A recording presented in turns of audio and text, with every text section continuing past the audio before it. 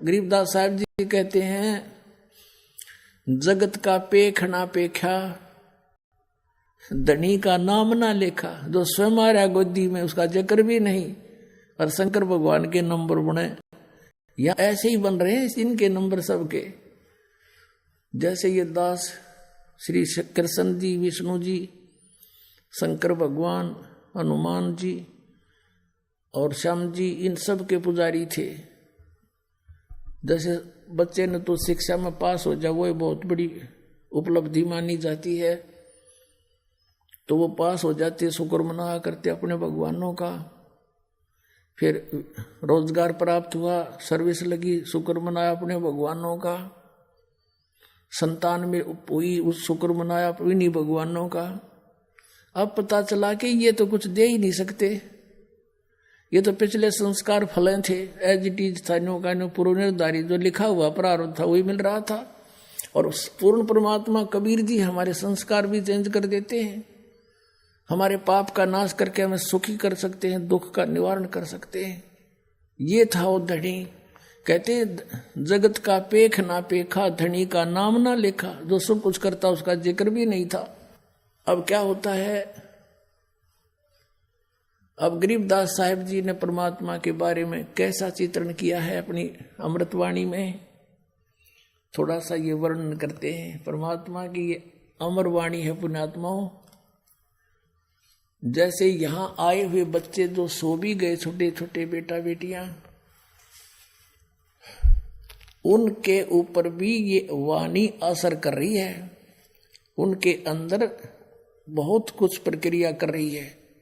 जैसे एक सर्प डसा हुआ व्यक्ति मूर्छित हो जाता है और गार्डू एक मंत्र, एक सेंटेंस सा अपना सिद्ध कर देता है, उस मंत्र को बार बार बोलता रहता है, उस शरीर के ऊपर ना वो तो अचेत पड़ा है, और उसके बोलने से, उस वाणी के मंत्र के प्रभाव से वो विष रहित होकर के सचेत हो जाता है। और ये वाणी तो सब सिद्ध है परमात्मा सतपुरुष की, और हमारी आत्मा असंख्य जन्मों से सनी पड़ी है इन पापों से। प्रारब्ध के पाप भी बिना गिनती के हैं, और इस वाणी के रह रहकर पाठ और सुनने और सुनाने से, करने से ये आप किसी का ना भी समझ माती पशु पक्षी चींटियों पर भी असर करेगी, और इन बच्चों पर जो इन पर और शीघ्र करेगी, क्योंकि ये मनुष्य जीवन प्राप्त है।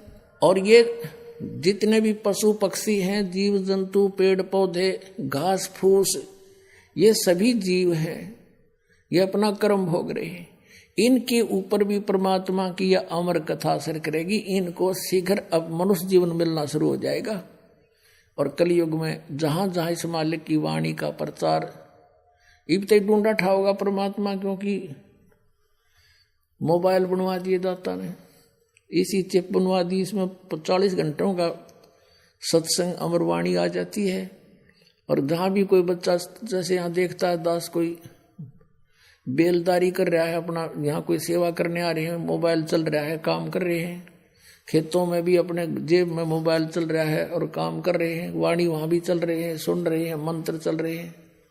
तो जहाँ जहाँ ये वाणी फैलेगी उन सब का उद्धार होगा, इस सच कर मान लेना, और मनुष्य जीवन प्राप्त होगा। आधे से ज्यादा संस्कार इनके खत्म हो जाएंगे उनके भी, और तुरंत मानव शरीर प्राप्त कराना शुरू कर देगा, क्योंकि हम सभी उस परमात्मा के बच्चे हैं, और उस परमात्मा ने सभी के ऊपर रहम है, सभी के उद्धार की चिंता है, किसकी किस प्रकार होगी, किसकी किस प्रकार होगी, वो सब अब परमात्मा ने सारे फार्मूले लगा देने हैं। क्योंकि अब ये वो मोक्ष समय आ गया जो परमात्मा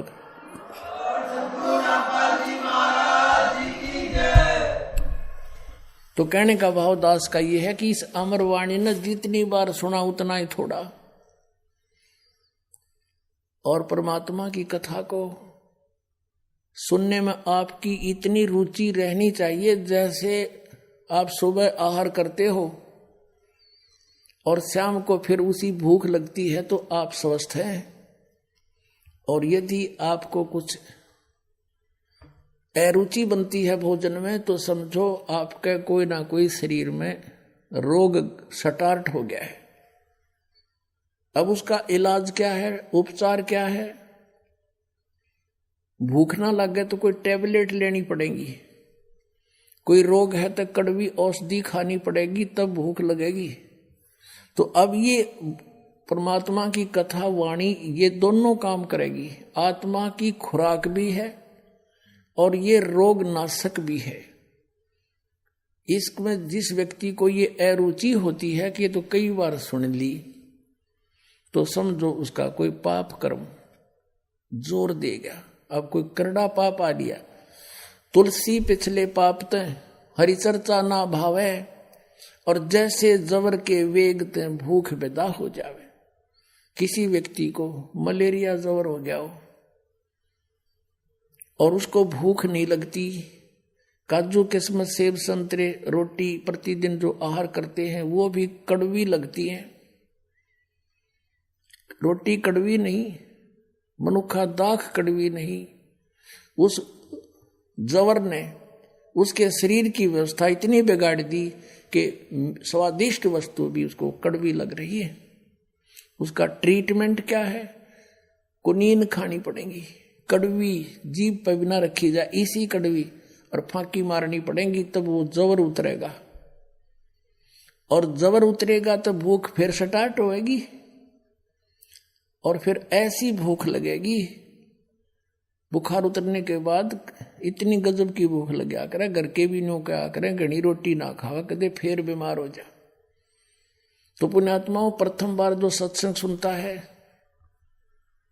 उसने अरुचि सी बनती है, कदे सुना नहीं, कबीर भगवान बताओ, हमने तो ये कदे सुना नहीं। तो ये उसका जवर है, मलेरिया हो रहा है उसका। और कुछ एक ना वो भी चर्चा अच्छी ना लगती भगवान की, रागनी कितनी सुन ले, फिल्मी गाने तो रात में भी सुने जा, और ये ना अच्छी लगती, तो उसके पाप कर्म के कारण उसकी आत्मा मूर्छित हो रही है। वो ग्रस्त है उस जवर से, पाप के जवर से, और पाप कटेंगे इस अमृत की वाणी, अमृत वाणी के ट्रीटमेंट से। और फिर वो व्यक्ति हिम्मत सी करके ये वचन सुन ले भगवान के सत्संग के, ये फांकी मार ले, और 5-4 सत्संग ना चाहते हुए भी सुन दे। जैसे ये गोलियां कोई खाकर, बट्टी जो खाकर राजी है कोई, पर हंगासा करके खानी पड़ती है, और फिर रंग लाती है, बुखार उतार देती है। बुखार उतरते ही फिर वो रोटी इतनी स्वादिष्ट लगती है कि सूखी खा जा, सब्जी की भी आवश्यकता नहीं। अपने आत्माओं, ये दास देखता है गांव गांव में, घर घर में जा करके दास ने परमात्मा के ये अमृत वचन सुनाए। पहले तो परिवार का एक सदस्य किसी के कहने से दास के पास आया, फिर पाठ रखवाया। घर जाते थे तो घर वाले उनके सारे नो कड़वे कड़वे देखा करते, यू कौन आ गया, यू क्या करेंगे फंड हमारे घर पे। और जब सुने थे सत्संग 3 दिन सामने बैठ कर ना सुने थे, तो अम्मा ही लाया करते छत पे, सुन इनने भी सुनना दिया। वो अपना बैठ कर किता न किता जरूर सुनते, कोने में, कमरे में, बाहर भीतरे। तो ये तो इसे वचन है, उसकी उतार देंगे बुखार को। अगले दिन तो वो सत्संग सुनने के लिए सामने बैठ जाते थे। और फिर वही व्यक्ति जो सुनना भी पसंद नहीं करे थे, 100-100 किलोमीटर जाकर सत्संग सुनने आया करते, वह भूख जागी उनके, वह पाप कट गए, वह बुखार उतर गया पाप कर्मों का। इस वाणी में इतनी प्रबल शक्ति है, भगवान की वाणी है, कबीर भगवान की गॉड गिवन है, गरीबदास जी को दी उन्होंने, आगे लिखवाई, भगवान का दिया हुआ ये वो मंत्रित ग्रंथ है।